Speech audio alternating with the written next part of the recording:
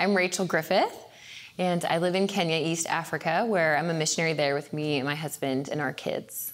People often ask me abroad, like, how do you know God is real? And how do you know Jesus is the way? And I'm like, I'm living proof.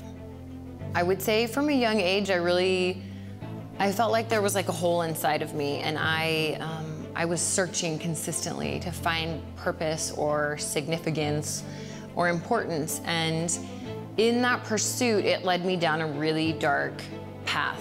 I was starting to lose my mind due to just the lifestyle that I was in. I mean, it wasn't like your average, like, oh, you're partying a little bit and you're kind of sowing your oats. It was like a death path. My mom said she at one point mourned me like I was dead. Like she really did not know if there was any hope for my life at that point. But we know that Jesus is the hope of the world. And I ended up getting pregnant and deciding to keep the baby because initially I was going to have an abortion. And that was the path that began to change for me when I said, like, okay, I'm going to have this baby. And the guy that got me pregnant, who is my husband now of 11 years, he actually was like, don't have an abortion, which was so interesting because he wasn't not really a Christian either, not serving the Lord, completely partying. But we decided that I'm going to have this baby. And I started going back to church, and slowly but surely, my heart was kind of like, you know, becoming sensitive to the Lord.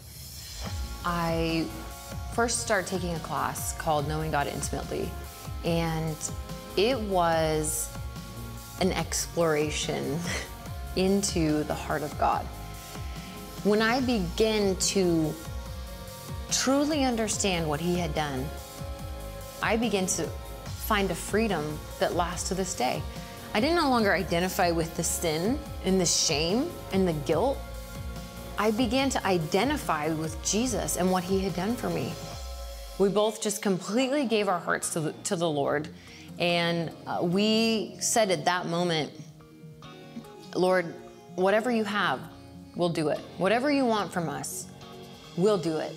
We're yours. And we knew God was birthing in us like ministry.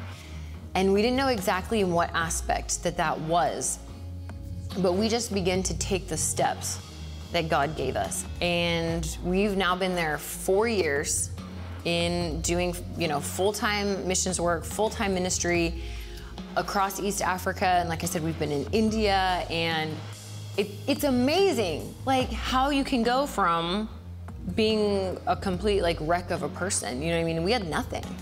We had no education. We didn't have good jobs. We didn't have status or family, you know, that we're like, well, we had like nothing. And like to see that God just brought us on this journey where we're now like being able to help people all around the world is amazing to me. Not only what He did in my personal life, which was deliver me from all sorts of things and heal my own heart.